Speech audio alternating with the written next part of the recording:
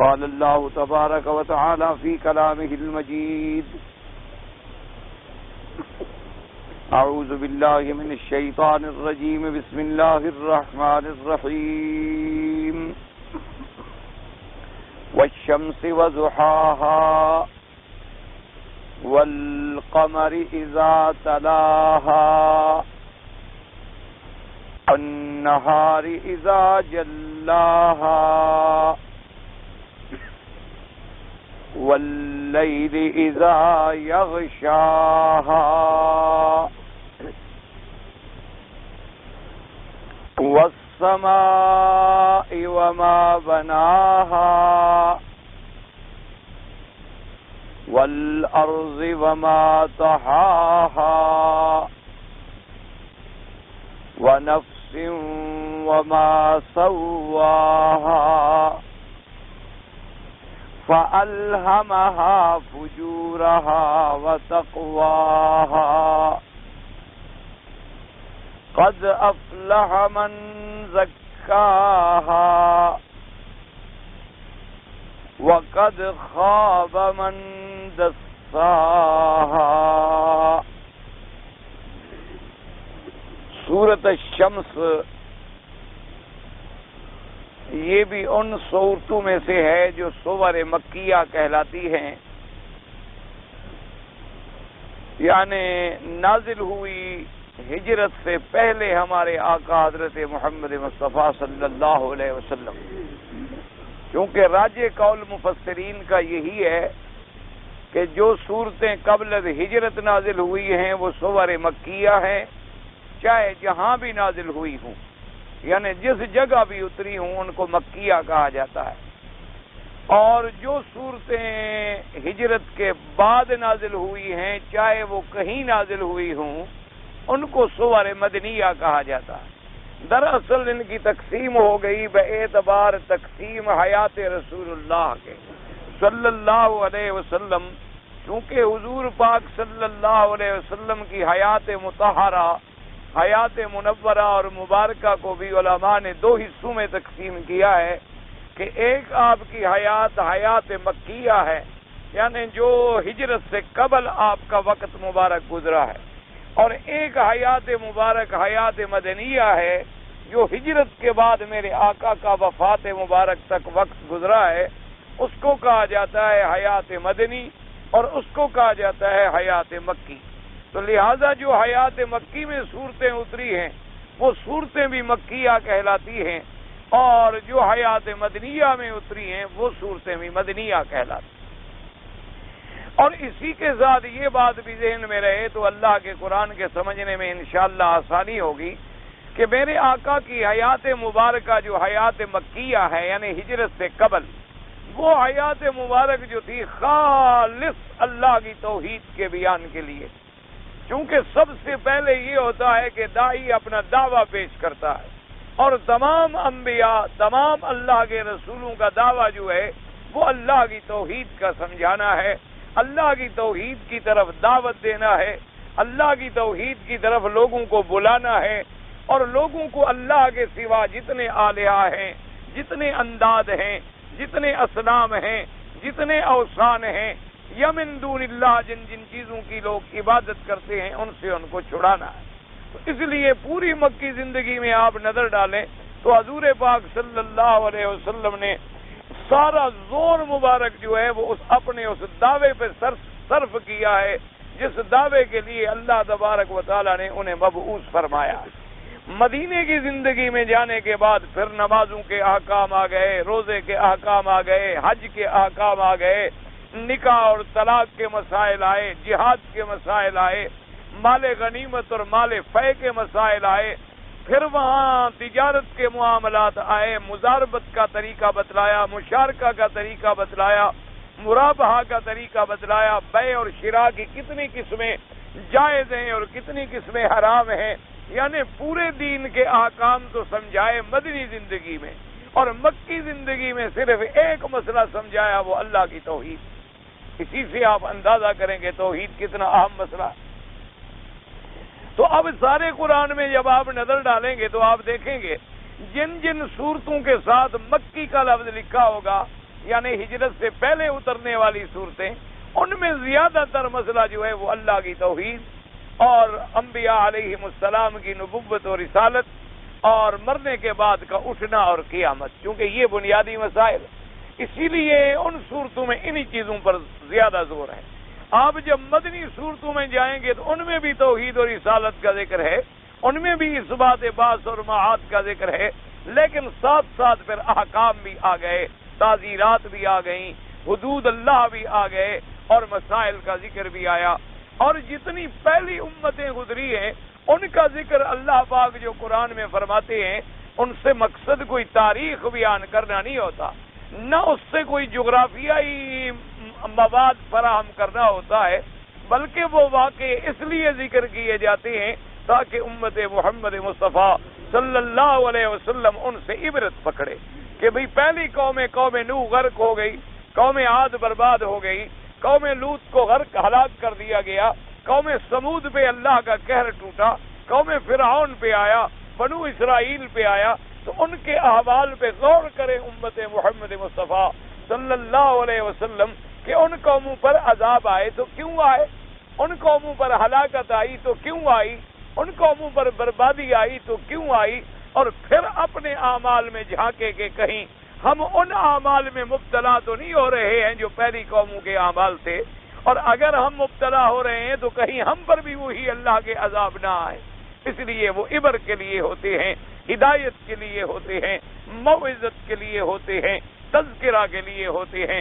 اللہ تبارک و تعالی نے انبیاء کے قصے مبارک جو ہیں اس لیے بیان کیے ہیں تاکہ ہم عبرت پکڑیں، ہم ہدایت پکڑیں اور ہم موعظت اختیار کریں۔ تو اب یہ صورت مبارک جو ہے یہ صورت بھی مکیہ ہے، تو اس کے اندر بھی کیا ہے، دلائل قدرت کا اظہار ہے، اور پھر اس کے بعد میرے اللہ تبارک و تعالی نے بڑے موجز، جامع، معنی، کامل، مکمل چند جملوں کے اندر پوری حیات انسانی کا خلاصہ بیان فرما دیا ہے کہ کون ہے جو کامیاب ہے اور کون ہے جو خسارے میں ہے۔ اس لیے اس صورت کا مرکزی مضمون بھی کیا ہے، فلاح انسانیت اور ہلاک انسانی، کہ انسانیت کی فلاح کس چیز میں ہے، کامیابی کس چیز میں ہے، اور انسان کی ہلاکت اور بربادی اور تباہی کس چیز میں۔ اس لیے فرماتے ہیں والشمس وضحاها، سب سے پہلے اللہ تبارک و تعالی نے پھر قسمیں کھائی، چونکہ یہ قاعدہ ہوتا ہے کہ قسم جو ہے یہ آخری حل ہوتا ہے، یعنی قسم کے بعد پھر باقی کیا رہ جاتا ہے۔ جب ایک آدمی پر آپ کوئی بات کرتے ہو، کہتے ٹھیک ہے جی میں اس معاملے میں حلف کھاتا ہوں، قسم کھاتا ہوں، تو اب معاملہ یعنی انتہا پہ چلا گیا کہ معاملہ قسم تک آ گیا۔ اور ایک قسم وہ ہے جو مخلوق کھائے، ایک قسم وہ ہوتی ہے جو اللہ کا ولی کھائے، اور ایک قسم وہ ہے جو اللہ کا نبی کھائے، اور ایک وہ قسم ہے جو خود خدا کھا لے۔ اور اس کے بعد بھی اگر بندے کو ہدایت نہ ملے اور بندہ مسئلہ نہ سمجھے تو پھر اس کی اپنی بربادی اور اس کی اپنی تباہی کا پھر کوئی علاج نہیں ہے۔ تو اس لیے اللہ نے یہاں بھی قسمیں کھائی، فرمایا والشمس وضحاها، فرمایا قسم ہے مجھے سورج کی جب وہ روشن ہو، والشمس وضحاها، اور یاد رکھیں ضحیٰ کا معنی ہوتا ہے جب سورج اوپر آتا ہے نا جی، ایک وقت رہا جسے کہتے ہیں، جیسے کہ آپ نے موسیٰ علیہ السلام کے قصے میں بھی پڑھا تھا کہ موسیٰ علیہ السلام کو جب فرعون نے کہا کہ آپ کا اور ہمارے مناظرے کا اور مقابلے کا کون سا دن ہونا چاہیے اور کون سا وقت ہونا چاہیے، تو آپ نے فرمایا موعدکم یوم الزینۃ وان یحشر الناس ضحیٰ، آپ نے فرمایا تمہارا ہمارا موعد جو ہے وہ تمہارا عید والا دن ہے، اور وقت اس وقت ہوگا جب سورج اوپر آ کے ضحیٰ کا وقت ہو جائے۔ اس لیے علماء نے فرمایا ایک ہوتا ہے اشراق اور ایک ہوتا ہے ضحیٰ۔ یاد رکھیں ایک ہے طلوع شمس، کیا معنی کہ سورج نکلا، اور ایک ہے وقت صلاۃ الاشراق، کہ اشراق کی نماز پڑھنے کا وقت، نماز پڑھنے کا جو وقت ہے، یاد رکھیں اس کے لیے جو حدیث مبارک میں فضیلت آئی ہے، میرے آقا نے فرمایا، حضور اکرم صلی اللہ علیہ وسلم نے فرمایا کہ جو آدمی صبح کی نماز پڑھ کے مصلی پہ رہے، یعنی اسی جگہ پہ بیٹھا رہے اور بغیر کسی عذر کے وہاں سے نہ اٹھے، ہاں اب یہ علیحدہ بات ہے کہ آپ نے نماز طواف میں پڑھی، پھر طواف والوں کے لیے آپ کو جگہ خالی کرنی ہے اور آپ پیچھے آ گئے، یا آپ نے نماز پڑھی صف اول میں، پھر آپ نے درس پڑھنا ہے یا درس سننا ہے یا پڑھانا ہے، اس کی وجہ سے آپ پیچھے آ گئے تو یہ معاف ہوتا ہے، یہ منع نہیں ہوتا۔ یا آپ نے نماز پڑھی اور طواف میں مشغول ہو گئے تو یہ بھی اسی حکم میں ہے۔ معنی یہ ہوتا ہے کہ نماز اور نماز کے بعد نماز والی جگہ میں رہے، یعنی مسجد سے باہر نہ نکل جائے اور دنیاوی باتوں میں بھی مشغول نہ ہو، یعنی کوئی بات دنیاوی لین دین تجارت قصہ کہانی بھی نہ کرے، بلکہ اللہ کے ذکر میں مشغول رہے، قرآن پڑھتا رہے، تلاوت کرتا رہے، اللہ کا ذکر کرتا رہے، یا خاموش بیٹھا رہے، کیونکہ خاموش بیٹھا رہنا جو ہے یہ بھی اللہ کو بڑا پسند ہے، کیونکہ انسان کی زبان چلو محفوظ تو ہے غلط کہنے سے۔ فرمایا اس کے بعد جب وقت اشراق ہو جائے، یعنی قاعدہ ربع، حدیث میں آتا ہے جب سورج نکلنے کے بعد ایک نیزے کے برابر اوپر آ جائے، یعنی سورج نکلے اور ایک نیزے کے برابر، ایک ربع کے برابر تھوڑا اونچا ہو جائے، اس وقت اگر وہ 4 رکعت نماز پڑھ لیں تو حضور نے فرمایا کہ اللہ تبارک و تعالی اس کو ایک مقبول عمرے کا ثواب عطا فرماتے ہیں۔ یعنی اب آپ اندازہ کریں کہ عمرہ کرنے جائیں، میقات پہ جائیں، احرام باندھیں، غسل کریں، طواف کریں، صفا مروہ دوڑیں، بال کٹائیں، اور پھر بھی پتہ نہیں عمرہ منظور ہوا یا نہ ہوا، یہ بھی تو کوئی پتہ نہیں ہوتا ہمارا عمرہ مقبول بھی ہے یا نہیں ہے۔ لیکن اس کی اتنی بڑی فضیلت آئی کہ ایک مقبول عمرے کے برابر اللہ ثواب عطا فرماتے ہیں۔ تو یہ وقت ہوتا ہے اشراق کا، اور ایک وقت ہوتا ہے ضحیٰ کا۔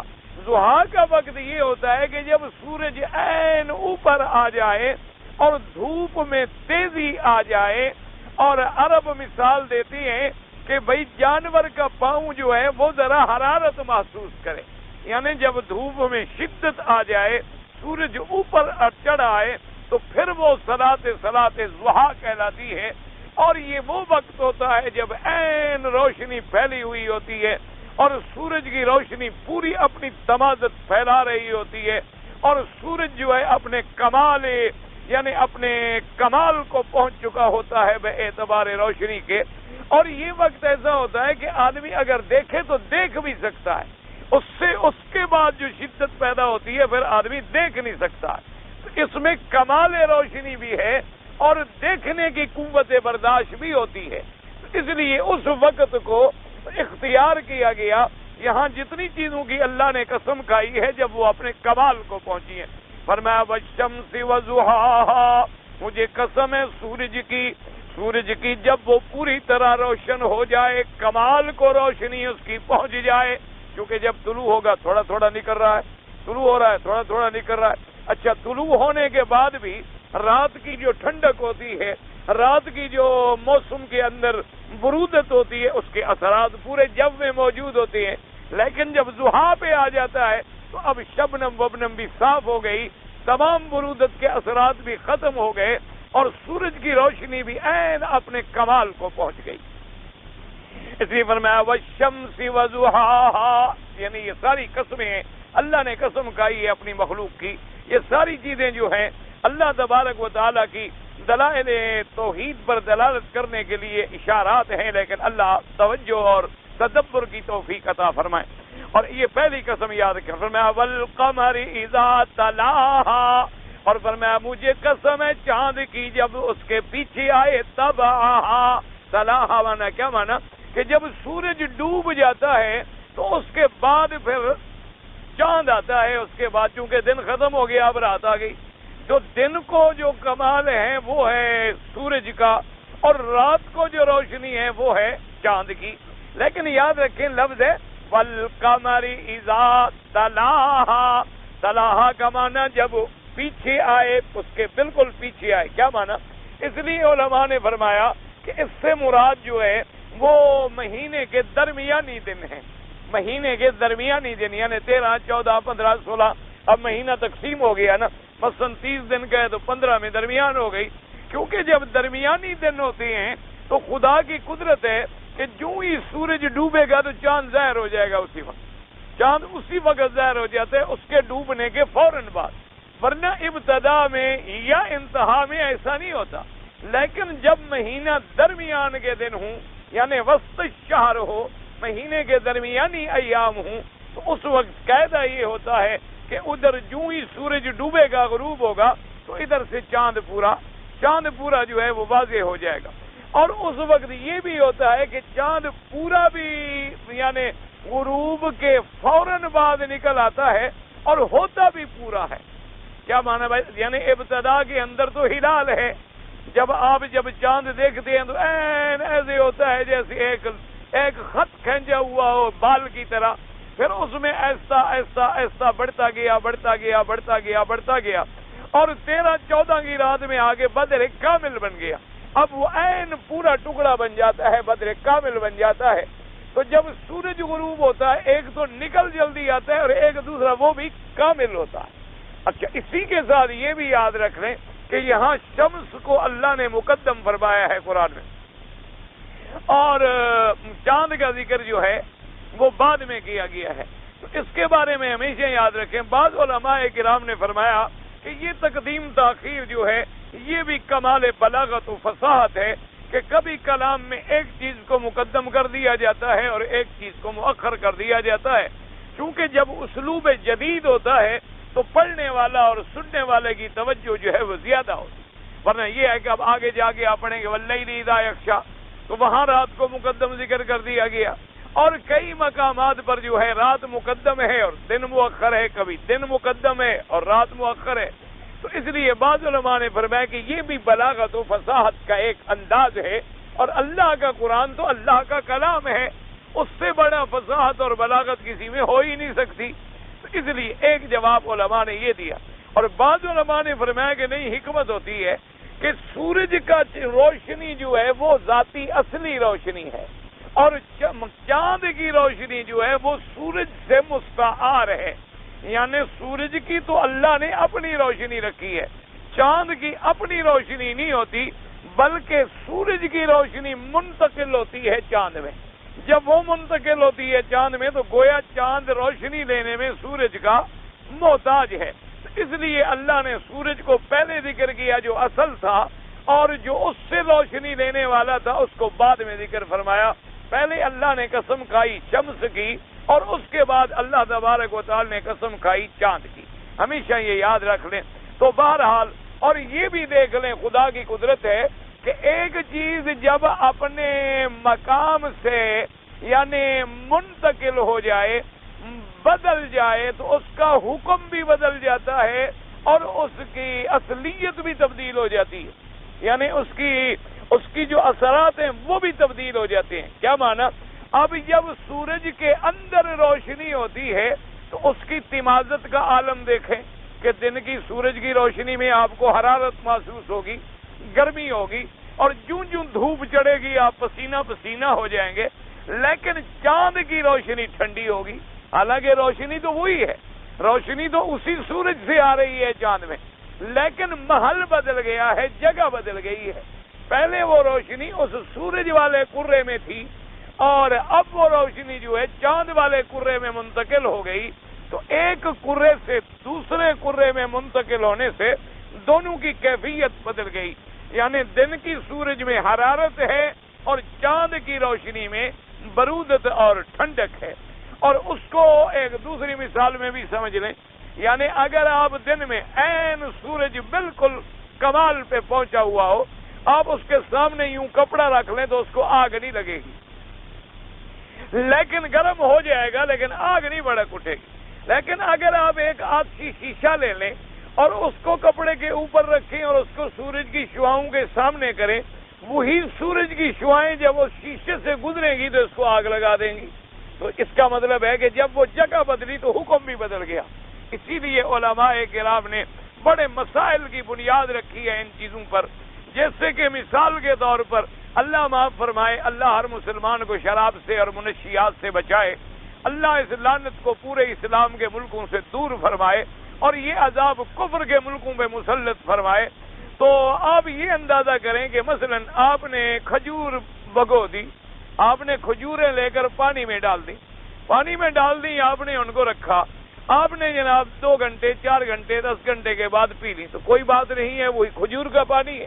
لیکن اسے اگر آپ چند دن تک رہنے دیں تو اب اس میں نشہ پیدا ہو جائے گا، اب اس کے اندر وہ سکر کی کیفیت پیدا ہو جائے گی، اور جب سکر کی کیفیت پیدا ہو جائے تو وہ حرام ہو جائے گا۔ اچھا، اسی طرح اگر وہ کوئی ایسی چیز تھی یعنی جس میں سکر تھا، آپ نے نمک ڈال دیا یا آپ نے اس میں کوئی کھٹی چیز ڈال دی تو وہ شراب نہیں رہے گا بلکہ سرکہ بن جائے گا۔ وہ جب سرکہ بن جائے گا اب اس کے اندر کوئی کیفیت سکر کی باقی نہیں رہی، تو آپ انگور کا سرکہ بھی استعمال کرتے ہیں، انگور بھی کھاتے ہیں، انگور کا آپ اگر چاہیں تو جوس نکال کر عصیر نکال کے بھی پی سکتے ہیں، لیکن شراب نہیں پیتے۔ یہ بنیادی وجہ ہے جو لوگوں کو سمجھ نہیں آتی۔ اسلام نے تو اس سکر کو حرام کیا ہے، یہ تو نہیں کہ انگور کو حرام کیا ہے۔ اسی لیے جو بدباطل لوگ ہوتے ہیں وہ مسلمانوں پہ اعتراض کرتے ہیں کہ دیکھو جی یہ انگور تو کھا لیتی ہیں لیکن انگور کا شراب نہیں پیتے، یہ سیب تو کھا لیتی ہیں لیکن سیب کا شراب نہیں پیتے، ہم تو جو شراب پی رہے ہیں وہ بھی تو اسی انگور سے بنتا ہے۔ تو یہ عجیب بات ہے کہ اصل چیز کو مسلمان کھا لیتا ہے اور جو اس سے بنائی جاتی ہے اس کو نہیں کھاتا، حالانکہ انہوں نے مسئلہ نہیں سمجھا۔ اللہ نے تو یہ حکم دیا اپنے پیارے پیغمبر کے ذریعے کہ کل مسکر حرام، ہر نشہ آور چیز جو ہے وہ حرام ہے، اگر نشہ نہ کرے تو حرام۔ تو قاعدہ یہ ہے کہ مسکر حرام ہے۔ اب وہ مسکر انگور سے بنے تب حرام ہے، گڑ سے بنے تب حرام ہے، گنے کی راب سے بنے تب حرام ہے، جو سے بنے تب حرام ہے، گندم سے بنے تب حرام ہے۔ جب اس میں سکر آئے گا، وہ علت سکر پائی جائے گی تو حرمت آ جائے گی، اگر علت سکر نہیں پائی جائے گی تو حرمت نہیں آئے گی۔ اچھا، اسی طرح یاد رکھیں کہ بعض بدباطل لوگ جو ہیں پھر وہ لوگوں کو گمراہ کرنے کے لیے کہتے ہیں دیکھو جی لسی پیو تو اس سے بھی نشہ تو ہوتا ہے، اور جی آپ کھانا کھا لیں، روٹی کھا لیں تو اس کے بعد بھی کوئی آدمی کو نیند آ جاتی ہے، اس کے اندر بھی اثرات ہوتی ہیں، تو یہ کون سی بات؟ حالانکہ انہوں نے یہ تعریف نہیں سنی۔ خمر کا معنی ہوتا ہے ما خامر العقل، سکر کا معنی ہوتا ہے جو عقل کو ضائع کرنے والا ہو، یعنی جس کے اندر پھر حلت اور حرمت، ماں اور بہن کی تمیز باقی نہ رہے۔ اب روٹی کھانے سے کبھی ایسا نہیں ہوا کہ آدمی نے بیوی کو ماں کہہ دیا ہو یا ماں کو کبھی بیوی کہہ دیا ہو۔ لسی پینے والے جٹ نے کبھی بیوی کو بیٹی نہیں کہا اور بیٹی کو بیوی نہیں کہا، لیکن شراب پینے والا تو روز کہتا ہے، کبھی گدھا کو باپ بنا لیتا ہے اور کبھی کتے کو ماں بنا لیتا ہے۔ تو اس لیے اسلام نے تو اس کو حرام کیا ہے جو مسکر ہو، جو ذہاب عقل کی علت کا ذریعہ بنے۔ اچھا، اب اور بدباطن ایک شکل نکال لیتے ہیں، وہ کہتے ہیں جی ہم اتنی پی لیں گے کہ عقل نہیں زائل ہوگا۔ عقل تو تب زائل ہوگا جب ہم زیادہ مقدار پیئیں گے۔ اگر ہم نے ایک آدھا پیگ لے لیا ہے تو اس سے ہمیں صرف ایک سرور کی کیفیت محسوس ہوتی ہے، لیکن عقل ہمارا زائل نہیں ہوتا۔ تو اس کا بھی شریعت نے حل بیان فرما دیا۔ حضور نے فرمایا کہ جو مسکر ہے قلیلہ وکثیرہ حرام، اس کا قطرہ بھی حرام ہے، اس کا من بھی حرام ہے۔ اگر وہ نشے دینے والا چیز ہے، یعنی اگر وہ آپ 2 گلاس پیئیں تو نشہ کرتا ہے، آدھا گلاس پیئیں تو نشہ نہیں کرتا، لیکن 2 گلاس جو نشہ کر رہا ہے اس کا معنی ہے کہ وہ مسکر ہے۔ جب وہ مسکر ہے اب اس کا ایک قطرہ بھی حرام ہے اور ایک گلاس بھی حرام ہے۔ اسلام نے اس کو وضاحت کے ساتھ بیان فرما دیا ہے۔ صرف یہ علیحدہ بات ہے کہ کوئی آدمی اسلام کا دشمن ہو، اللہ کے قرآن کا مخالف ہو، محض اپنے عقلی ڈھکوسلوں پر گزارا کرتا پھرے، ورنہ اب تو وہ کافر، اب تو جناب وہ یہودی اور نصرانی اور عیسائی، اب تو وہ یعنی مخالفین اسلام، جن لوگوں کی زندگی شراب میں ہے، جیسے تم اپنے بچوں کو گھٹی لگاتے ہو زمزم کی، وہ شراب کی لگاتے ہیں، تو جن کا عالم یہ ہے اب وہ بھی کہنے پہ آ گئے ہیں کہ شراب بری چیز ہے، اب وہ بھی کہنے پہ آ گئے ہیں کہ یہ منشیات جو ہیں باقی بڑی تباہ کن چیزیں ہیں اور ہلاک کن چیزیں ہیں اور ان سے اجتناب کرنا چاہیے۔ اسلام کی بات بالکل ٹھیک ہے۔ تو اس لیے بہرحال اب دیکھیں کہ سورج کی روشنی جب سورج میں تھی تو اور حکم تھا، جب چاند میں آ گئی تو اس کا حکم بھی بدل گیا اور فائدہ بھی بدل گیا کہ دن کی سورج جو روشنی گرمی سے چیزوں کو پکاتی ہے اور رات کی چاند کی روشنی جو ہے وہ ٹھنڈک سے چیزوں کو اپنا ایجاد کرتی ہے۔ اس لیے اللہ پاک نے پہلے اس کی قسم کھائی اور پھر چاند کی۔ اچھا، اور یہ دونوں دلیلیں قدرت کی مل گئیں. سورج کا ڈوبنا بھی ایک قدرت پر دلالت ہے اور چاند کا نکلنا بھی ایک قدرت پر دلالت. فرمایا والشمس وضحاها والقمر اذا تلاها والنهار اذا جلاها واللیل اذا یغشاها. اب قسم آئی دن کی. اللہ نے فرمایا مجھے قسم ہے دن کی جب وہ پورا روشن ہو جائے، کمال کو پہنچی. واللیل، اور قسم ہے مجھے رات کی، اذا یغشاها، جب رات اپنے اندھیرے میں آ کے ڈھانپ لے سب کو، ظلمت اپنے اندر چھپا لے سب کو. یغشا کا معنی ہوتا ہے کسی چیز کے اوپر آ کے چھا جانا، تو اندھیرا آ کر بھی چھا جاتا ہے، ہر چیز کو اپنی آغوش میں لے لیتا ہے. اب حالانکہ دیکھیں پہلے قسم کس چیز کی تھی؟ سورج کی. سورج کا تعلق کس سے ہے؟ دن کے ساتھ ہے. اور اس کے بعد قسم کس کی تھی؟ قمر کی. قمر کا تعلق کس سے ہے؟ رات سے. حالانکہ آگے دیکھیں دن پہلے آ گیا، رات بعد میں آ گئی. حالانکہ قمر کے بعد رات ہوتی، شمس کے بعد دن ہوتا، لیکن اس کو کہتے ہیں لف نشر غیر مرتب. اصطلاح علماء میں کبھی ہوتا ہے لف نشر مرتب اور کبھی ہوتا ہے لف نشر غیر مرتب. حالانکہ شمس کا تعلق تو نہار کے ساتھ تھا نا، اور لیل کا تعلق قمر کے ساتھ تھا، لیکن یہاں پہلے شمس آیا پھر قمر آیا، قمر کے بعد نہار آ گیا. اچھا، بعض علماء نے فرمایا کہ نہیں، شمس اور قمر کا جب ذکر ختم ہو گیا تو اب دیکھو جوڑیں تو نہار پہلے شمس سے لگے گا اور رات پھر قمر سے لگے گی، کیونکہ نہار کا شمس کا ذکر پہلے تھا، یہاں بھی نہار کا ذکر پہلے آیا، اور پھر اس کے بعد قمر کا ذکر تھا تو لیل کا ذکر بعد میں آیا. تو یہ کمال فصاحت و بلاغت قرآنی. فرمایا والنہار اذا جلاها واللیل اذا یغشاها، کیونکہ دن علیحدہ ایک دلالت و علامت ہے، سورج علیحدہ ایک دلالت و علامت ہے، رات کا اندھیرا ایک علیحدہ دلالت و علامت ہے، اور رات کا چاند جو ہے وہ ایک علیحدہ دلالت و علامت ہے کہ ہر چیز پہ غور کرے کہ دن آ گیا، روشنی چھا گئی. اللہ نے کیسے دن بنا دیا ہے، یعنی دن اور رات کے نظام پہ آدمی غور کر لے تو لازماً اس کو کہنا پڑے گا فتبارک اللہ احسن الخالقین. ساری دنیا مل کے نہ رات بنا سکتی ہے نہ دن بنا سکتی ہے. ساری کائنات اگر اکٹھی ہو جائے کوئی رات بنا لے؟ آپ دیکھیں جی، لاکھوں آپ زور لگا لیں، کمرے بنا لیں، تارے ٹانک لیں، کچھ کر لیں، آپ اس کمرے میں کتنی دیر تک اندھیرا رکھیں گے اور کتنی دیر تک روشنی رکھیں گے؟ جو دن کی روشنی ہے وہ سوال ہی پیدا نہیں ہو سکتا کہ کوئی ایجاد کر سکے. اس لیے اللہ نے فرمایا غور کرو، الم نجعل الارض مہادا والجبال اوتادا وخلقناکم ازواجا وجعلنا اللیل لباسا وجعلنا النہار معاشا. اللہ نے فرمایا بندے غور کرو، میں نے تیرے لیے زمین کو جھولا بنا دیا، جھولا بنا دیا ہے جیسے جھولے میں آدمی آرام کرتا ہے، سکون کرتا ہے. بچہ نہ سو رہا ہو تو کہتے ہیں جی جھولے میں ڈالو ذرا ہلاؤ سو جائے گا. تو فرمایا الم نجعل الارض مہادا، اور اس کے بعد فرماتے ہیں والجبال اوتادا، اور میں نے پہاڑوں کو جما دیا کہ حرکت زیادہ کرے میرے بندے کو شاید آرام نہ آئے. پہاڑوں کا بوجھ ڈال کے زمین کو جما دیا ہے. فرمایا اس کے بعد اللہ تبارک و تعالیٰ فرماتی ہیں کہ دیکھو وَخَلَقْنَاكُمْ أَزْوَاجًا، اور ہم نے پیدا کیا تم کو جوڑے جوڑے. اگر ہم ایک جنس پیدا کر دیتے، مرد ہی مرد ہوتے دنیا میں تب بھی تنگ آ جاتے، اور عورتیں ہی عورتیں ہوتی تب بھی یہ دنیا برباد ہو جاتی.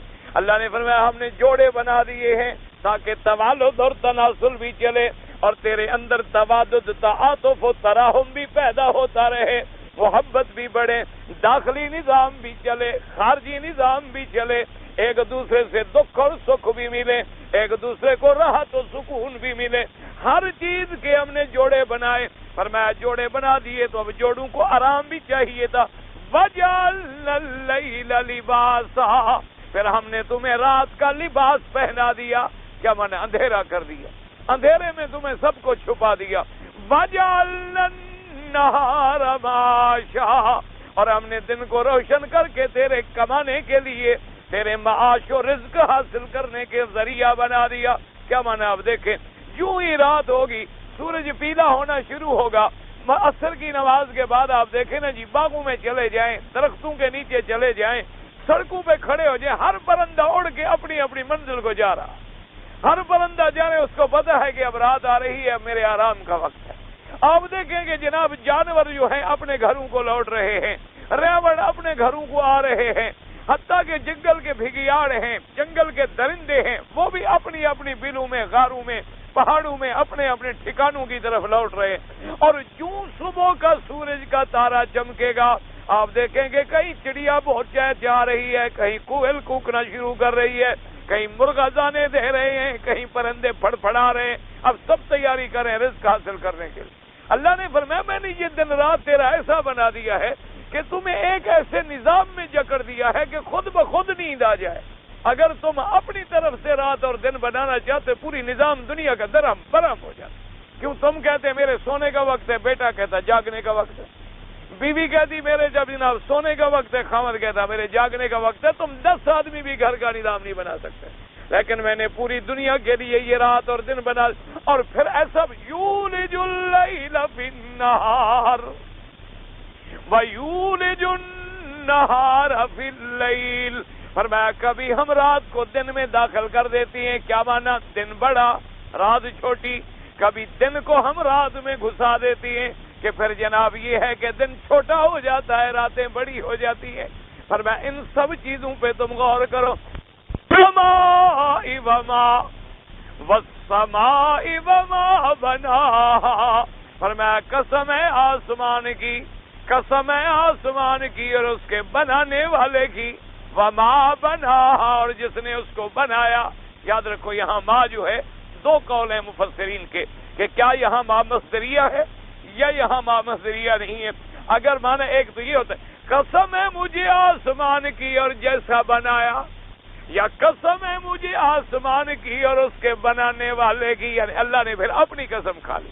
پہلے مخلوقات کی قسمیں تھیں اور پھر بعد میں اپنی قسمیں تھی۔ حالانکہ چاہیے تو یہ تھا کہ پہلے اللہ کی قسم آتی، لیکن علماء نے فرمایا کہ اللہ نے اپنے بندوں کو، اپنے بندوں کی ہدایت کے لیے، سمجھ کے لیے ان کو نیچے سے اوپر چڑھایا، کہ جیسے تم نیچے سے پہلے سیڑھی چڑھتے ہو نا، پہلا درجہ، دوسرا درجہ، تیسرا درجہ، چوتھا درجہ، یعنی الترقی من الادنی الی الاعلی، کہ نیچے سے تم اوپر جا رہے ہو۔ پہلے مخلوق کی قسمیں آئیں، مخلوق ساری نیچے ہے، آخر میں خالق کی قسم آئی تو آدمی نیچے سے غور کرتے کرتے اوپر پہنچا۔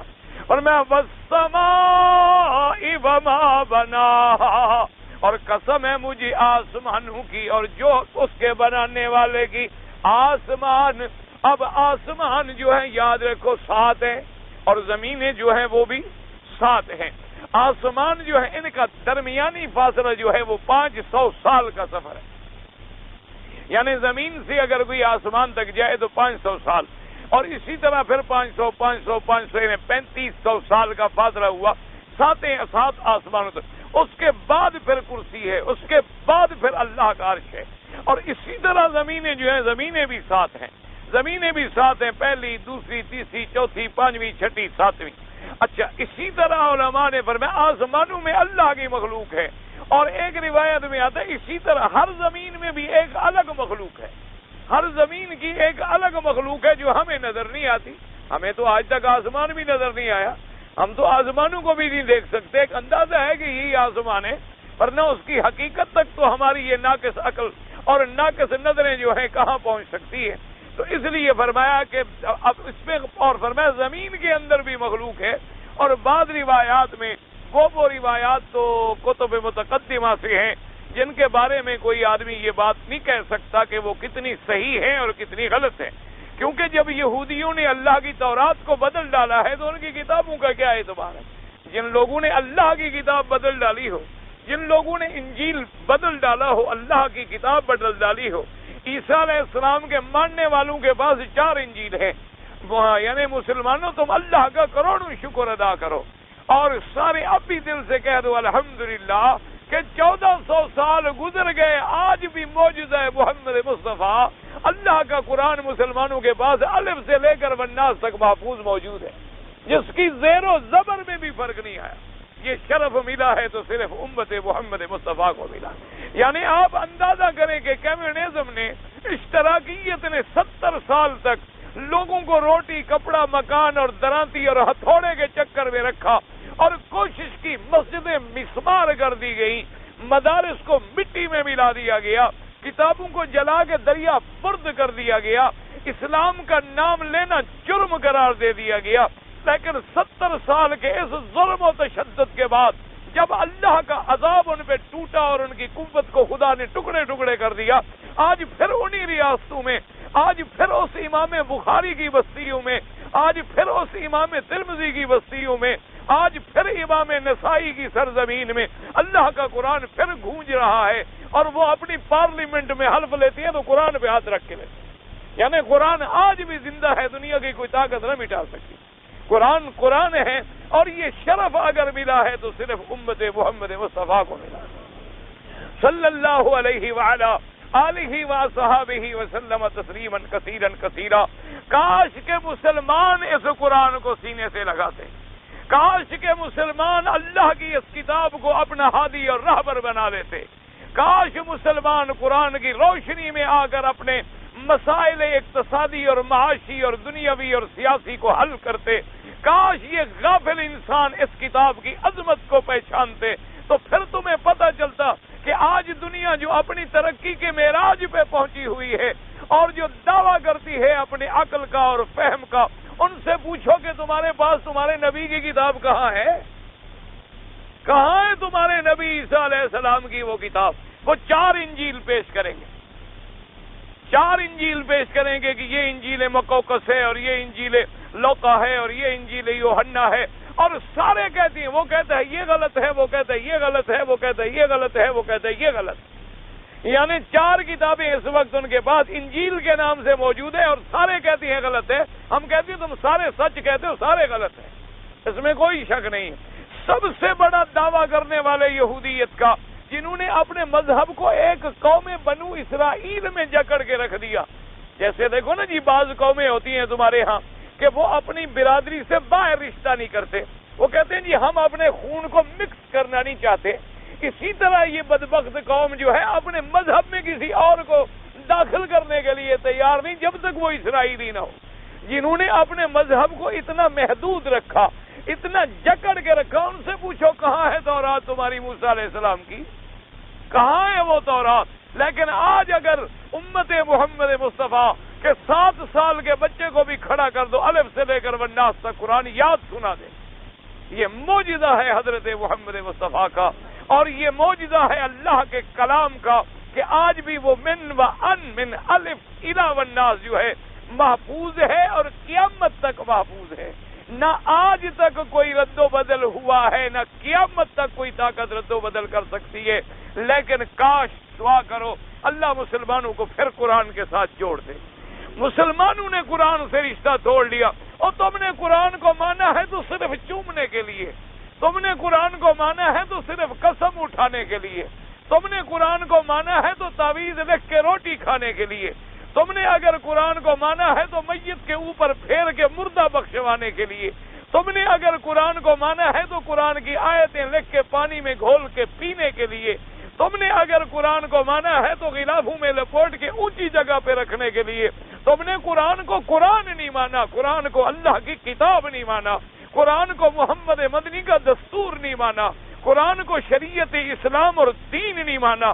اگر تم قرآن کو مان لیتے تو خدا کی قسم ہے دنیا کی کوئی طاقت تیری جوتی کے برابر بھی نہ ہو۔ آج بھی میں دعوے سے اللہ کے کعبے میں بیٹھ کے کہتا ہوں، ساری دنیا اپنے دنیا کے اندر جو مرضی آئے ہوتا رہے، لیکن ہمارا ایمان ہے کہ پوری کائنات کا ذرہ بھی نہیں ہل سکتا جب تک میرے اللہ کا فیصلہ نہ ہو، اور ہمارا ایمان ہے کہ آج بھی تم اگر قرآن کو سینوں سے لگا لو، دنیا کی کوئی طاقت، دنیا کا کوئی قوت، دنیا کی کوئی شوکت تیرے سامنے ٹھہر نہیں سکتی۔ آپ دیکھتے نہیں صحابہ کے پاس کون سی طاقت تھی؟ وہ معزز سے زمانے میں مسلمان ہو کر، اور ہم خوار ہیں آج تارے کے قرآ ہو کر۔ ہم کہتے ہیں قرآن کو بھی مانتے ہیں لیکن سود بھی چلتا رہے، ہم کہتے ہیں شریعت کو بھی مانتے ہیں لیکن سٹا اور جناب ہمارے ایکسچینج بھی کام کرتے رہیں۔ ہم کہتے ہیں یہ قرآن شریف کا جب قرآن تو جی بالکل ہمارے حضرت آنکھوں پر ہے، لیکن ذرا سزا بڑی سخت دیتا ہے ہاتھ کاٹنے والی، یہ نہ ہو، باقی سب ٹھیک ہے۔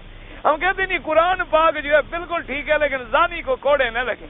ہم کہتے ہیں قرآن پاک ٹھیک ہے لیکن زانی کو رجم نہ کیا جائے، لیکن جب وہ فعل ہماری بیٹی کے ساتھ ہوتا ہے پھر ہم چیختے ہم کہتے ہیں جی رجم لگے تو پہلا پتھر بھی ہم ماریں گے، پہلا پتھر ہم ماریں گے۔ 40 سال گزر گئے، تم تو بنانے والوں میں تھے، تم نے اس قرآن کو نافذ نہ کیا، آج تمہیں پتھر یاد آیا جب بیٹی کا معاملہ آ گیا۔ اللہ تبارک و تعالی ہر مسلمان کی بیٹی کی عزت محفوظ رکھے۔ اللہ تبارک و تعالی ان کی بیٹی بھی ہماری بیٹی ہے، کسی مسلمان کی بیٹی سے ہمیں قد نہیں ہے۔ ہم تو یہ کہتے ہیں، اسلام تو یہ کہتا ہے بے عزتی تو بڑی بات ہے۔ اسلام کے سامنے، حضور کے سامنے ایک لڑکی آتی ہے، سر پہ دوپٹہ نہیں ہے، حضور نے فرمایا دوپٹہ ڈالو، انہوں نے کہا حضور کافر کی بیٹی ہے، فرمایا بیٹی بیٹی ہوتی ہے چاہے کافر کی بھی بیٹی کیوں نہ ہو، بیٹی تو بیٹی ہوتی ہے، بیٹی کافر کی ہو تب بھی بیٹی ہے، مسلمان کی ہو تب بھی بیٹی ہے، بیٹی تو یہودی کی ہو تب بھی بیٹی ہے، بیٹی نصرانی کی ہو تب بھی بیٹی ہے، اللہ ہر مسلمان کی بیٹیوں کی۔ لیکن یاد رکھو اگر رجم تم نافذ کر دیتے، جس طرح تم نے کہا تھا کہ ہمارے ملک کا نام اور مطلب کیا ہے لا الہ الا اللہ، اگر تم لا الہ الا اللہ سے مخلص ہو جاتے اور پہلے دن حاصل کرنے کے بعد قرآن و سنت کو لاگو کر دیتے، آج کسی کی بیٹی کی عزت خراب نہ ہوتی، آج کسی کی بیٹی کی عصمتوں کے سودے نہ کیے جاتے، آج کسی بیٹیوں کو اغوا نہ کیا جاتا، آج کسی بیٹیوں کو تیرے اپنے اہلکار، تیرے اپنے عہدیدار زبردستی اقتدار کی ڈوک پہ آ کے بے عزت نہ کرتے، بلکہ دنیا دیکھتی 2 آدمی رجم ہو جائے پورا ملک ٹھیک ہو جائے، 2 آدمی صرف نمونہ تو بنا دیں آپ دنیا میں۔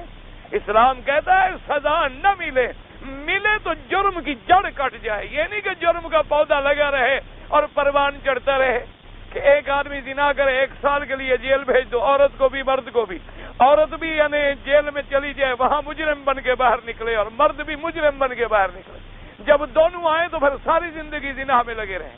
تمہارا قانون اسلام کہتا ہے نا، جرم کا قلعہ کما کرو، جرم کی جڑ کاٹ دو، یہ درخت پھر اگے کیوں؟ اس درخت کو جڑوں سے نکال کے ہمیشہ کے لیے ختم کر دو تاکہ پھر دنیا کے اندر جرم کا وجود نہ ہو۔ اسلام جرم ختم کرتا ہے، تیرے قانون جرم پیدا کرتے ہیں۔ اسلام انصاف کرتا ہے، تیرا قانون فیصلہ کرتا ہے۔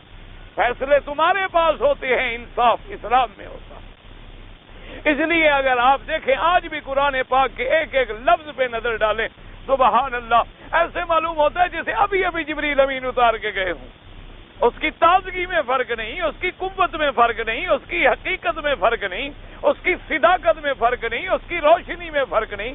فرق صرف اگر ہے تو ہماری زبانوں میں ہے، فرق اگر صرف ہے تو ہمارے ایمانوں میں ہے۔ جیسے ایک آدمی نے پوچھا حضرت عبداللہ ابن عمر سے رضی اللہ عنہما، اس نے کہا کہ حضور پہلے تو ہم سورۃ فاتحہ پڑھ کے پھونک دیتے تھے شفا ہو جاتی تھی، تو اب تو جناب کوئی نہیں ہوتا۔ انہوں نے فرمایا وہ زبان کہاں سے لاؤں جو پھونکنے والی تھی؟ قرآن تو وہی ہے، اللہ کا کعبہ تو وہی ہے، پر طواف کرنے والا پاؤں محمد مدنی کا نہیں ہے۔ کعبہ وہی ہے لیکن باہر پھرنے والا صدیق عمر عثمان و علی نہیں ہے۔ حجر اسود تو وہی ہے لیکن چومنے والا حسن و حسین نہیں ہے۔ اسلام تو وہی ہے، قرآن وہی ہے، لیکن آج پڑھنے والے ہم ہیں، نہ پڑھنے والے مخلص رہے ہیں نہ سننے والے مخلص رہے ہیں۔ پڑھنے والوں نے قرآن کو کاروبار بنا لیا ہے، معاف کرنا اللہ معاف کرے، پڑھنے والوں نے قرآن کو گلی گلی بیچا ہے، شبینہ پڑھائیں گے پیسہ لیں گے، قرآن بیچتے ہیں، جو مولوی قرآن بیچے گا اس کی زبان میں اثر ہوگا۔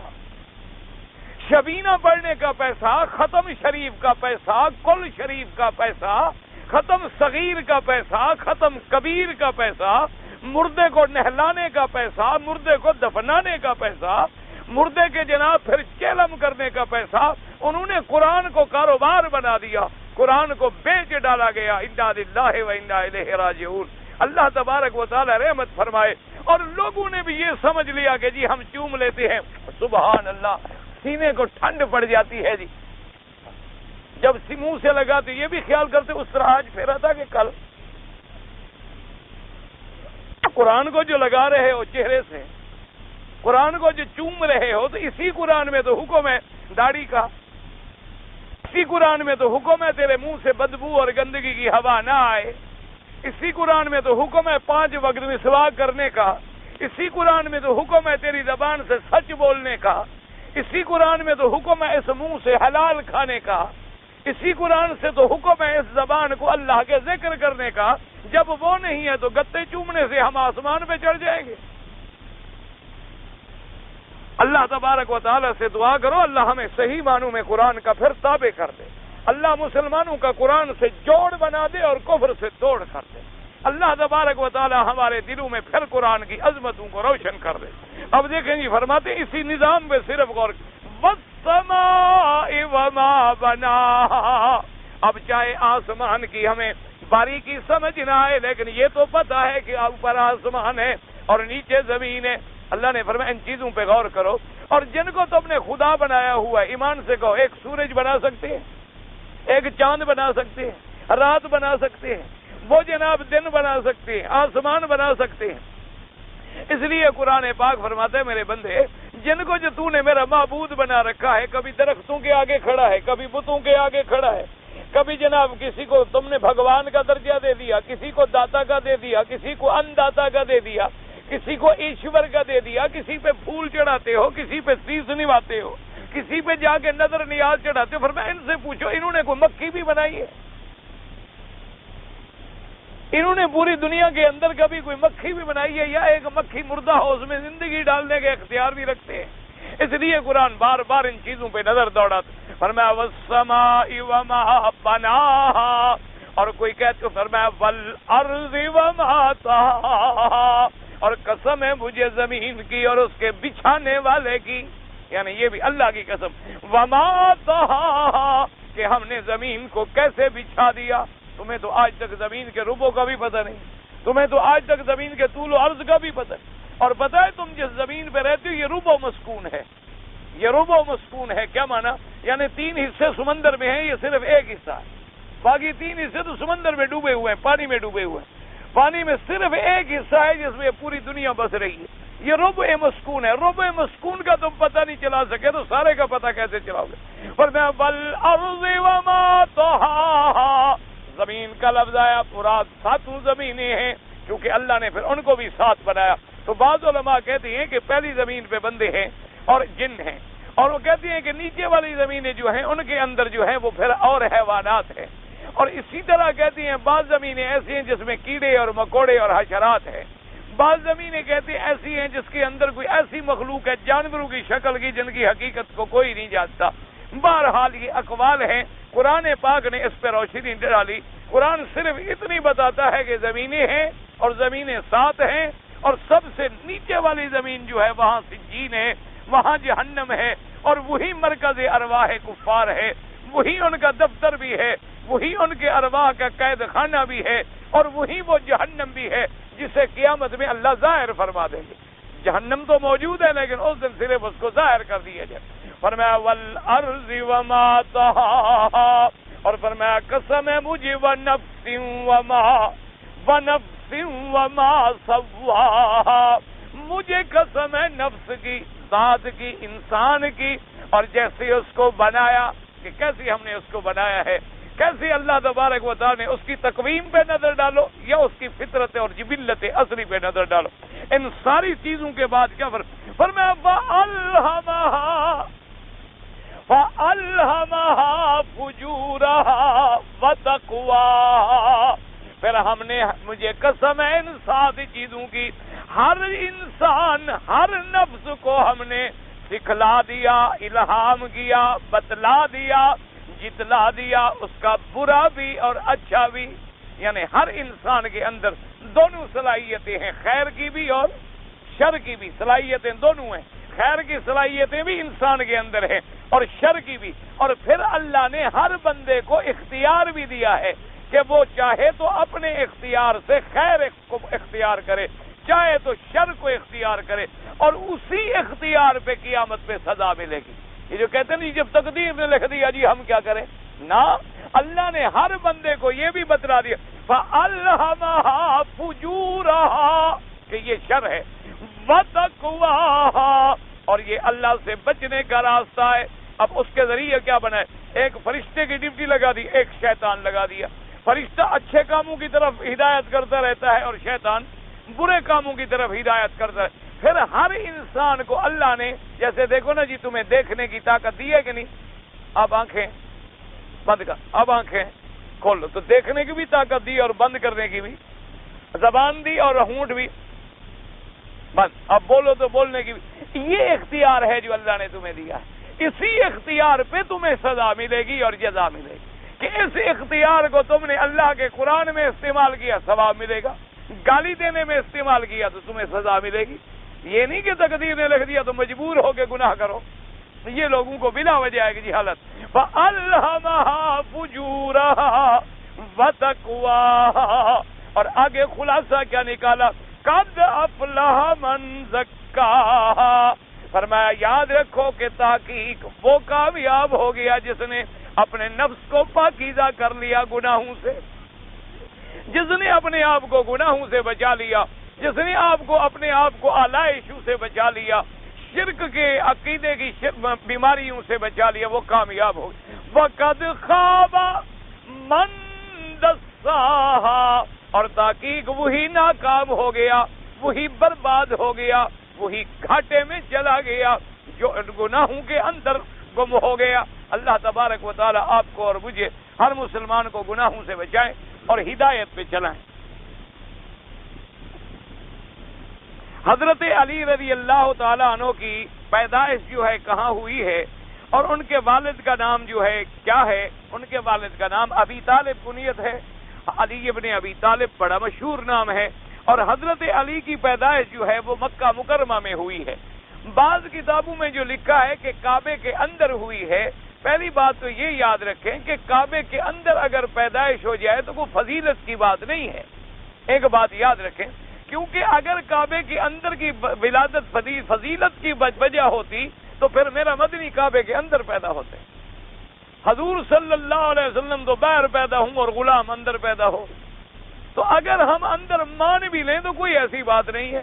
اور بھی کتابوں میں کئی نام آئے ہیں جن کے بارے میں لکھا ہے کہ کعبے میں پیدا ہوئے. صرف حضرت علی کا نام اکیلا نہیں ہے، دنیا میں بڑے لوگوں کے نام آئے ہیں کعبے کی پیدائش کا. اور اصل وجہ کیا ہے؟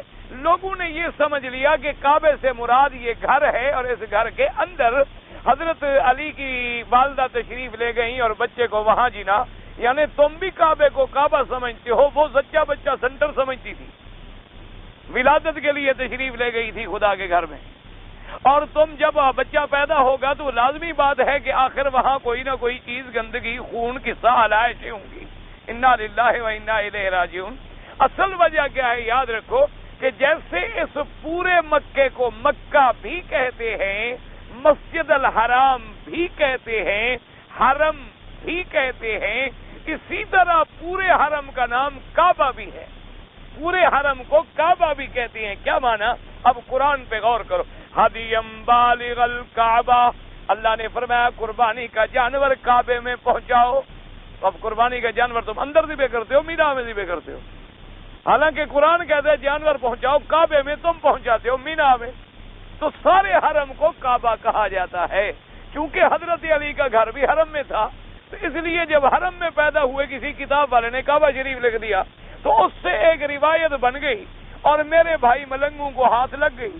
انہوں نے کہا کہ یہ بھی دلیل ہے کہ حضرت علی اندر پیدا ہوئے اور ساری دنیا باہر پیدا ہوئی.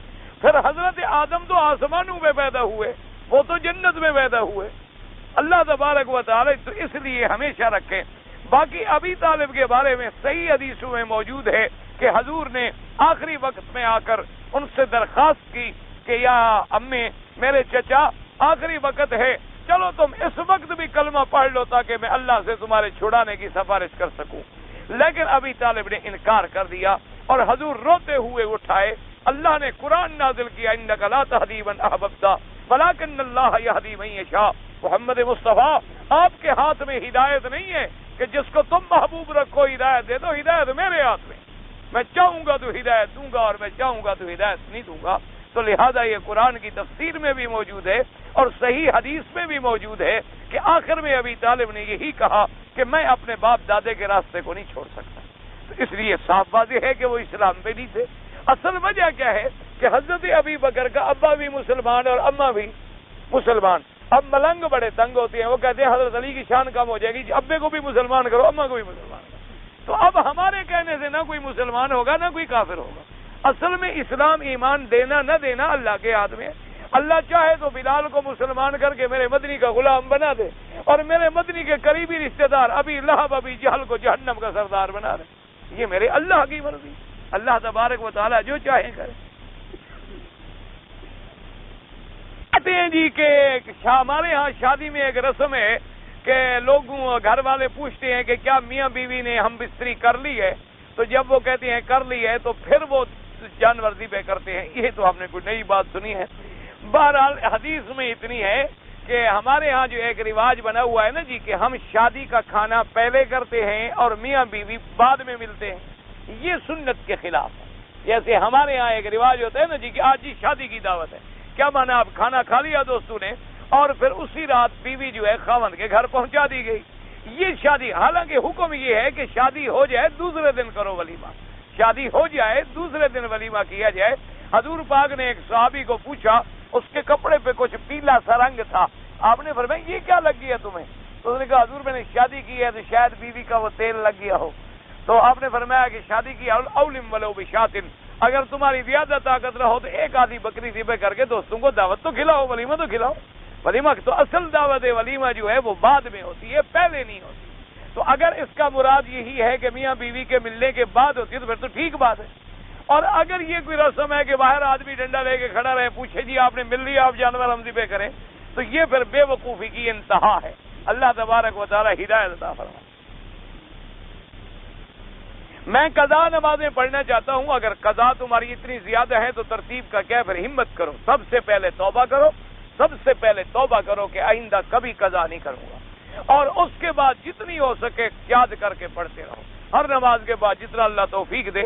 بلکہ علماء نے لکھا ہے کہ نفل وغیرہ نہ پڑھو، تم وہی قضا نمازیں ادا کرنے کی کوشش کرو، کیونکہ نفل پڑھو گے نہیں پڑھو گے ثواب زیادہ سے زیادہ ثواب نہیں ہوگا نا، لیکن وہ تو تمہارے ذمے ہیں، جب تک تم زندہ ہو ادا کرنے کی کوشش کرو۔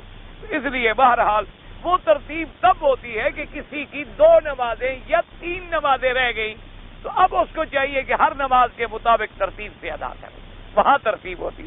تو جہاں ہماری سالوں کی قضا ہے اللہ معاف کرے۔ اگر ایک آدمی پاکستان سے سیدھا مکہ مکرمہ بغیر احرام کے میقات سے گزر جائے، 3-4 دن کے بعد عمرہ کرے تو ایک بکری بطور دم ادا کرے۔ اس کو احرام باندھنا چاہیے تھا، ہوائی جہاز سے آئے تو ایئرپورٹ سے، اور بحری جہاز میں آئے تو یلملم سے، چونکہ وہ مکے میں بغیر احرام کے آ گیا، عمرہ بھی اس نے بعد میں کیا، ایک بکری بطور دم یعنی لے کر ذبح کرے حرم میں اور غریبوں کو کھلا دے، خود نہ کھائے۔ کچھ لوگ جو ہیں وہ ہنڈی سے رقم بیچتے ہیں پاکستان میں۔ بہرحال یہ ہے کہ بھائی اگر اسلامی ملک کو نقصان پہنچے تو ہنڈی سے نہ بھیجا جائے، کیونکہ قاعدہ یہ ہے کہ یہ رقمیں جب بھیجی جاتی ہے نا پتہ نہیں یہ پھر بلیک ہوتی ہے، پتہ نہیں کیا کیا ہوتی ہیں۔ بہرحال تفصیلات کا علم جو ہے وہ تو لوگوں کو ہوگا۔ اگر اسلامی ملک کا نقصان ہے تو ایسی چیزوں سے بچیں۔ جدے میں رہنے والوں کا عمرے کا کیا حکم ہے؟ کوئی حکم نہیں، کوئی پابندی نہیں، اگر کرنا چاہے جب آئے احرام باندھ کے کر لے، نہ کرے تو کوئی پابندی نہیں ہے۔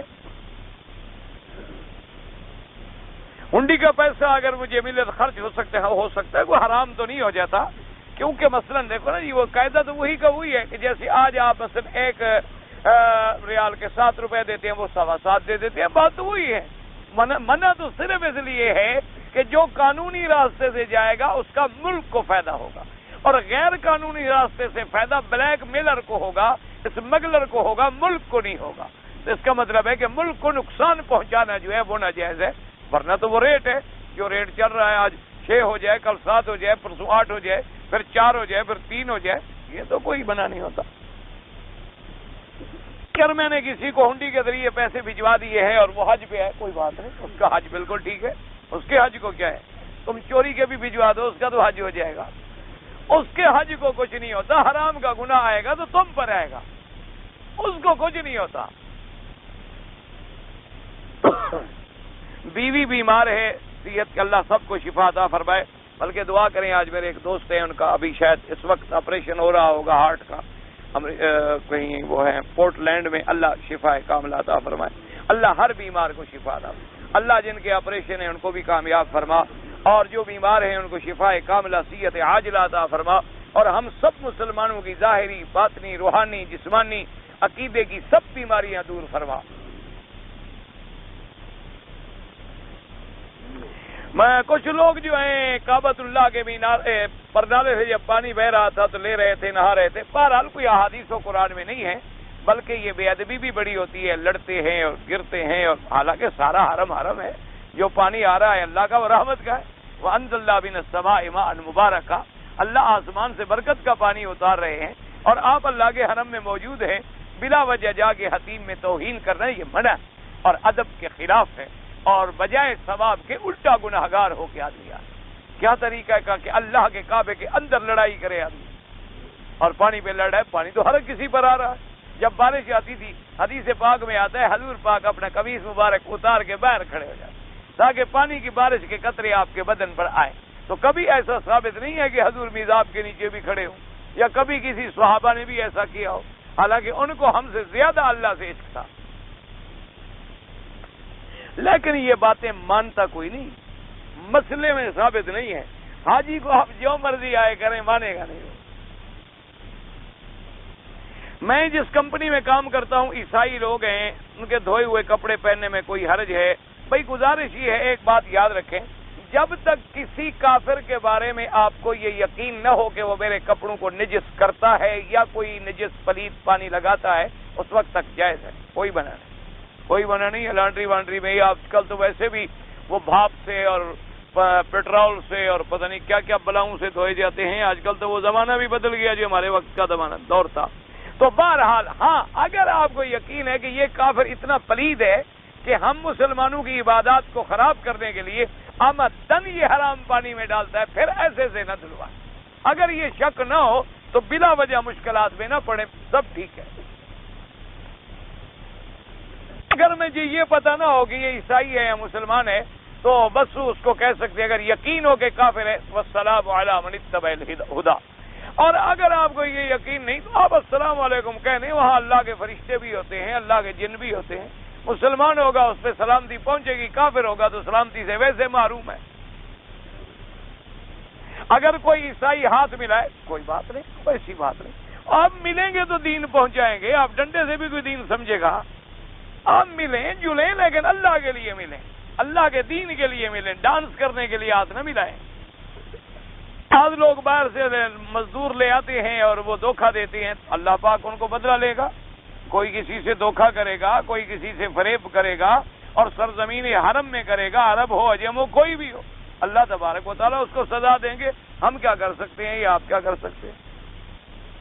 اور جب کوئی ویزے لے کے جاتے ہیں بیچتے ہیں، جو بندوں کو بیچے ان کو خدا سمجھے، اللہ تبارک و تعالیٰ ہدایت دے۔ اگر جہاں جو کبوتر پالے جاتے ہیں وہ ذبح ہو سکتے ہیں، ہاں ہو سکتے ہیں۔ شکار کرنا جنگلی جانور کا منع ہے، پالتو جانور مرغیاں ہیں، کبوتر ہیں اور چیز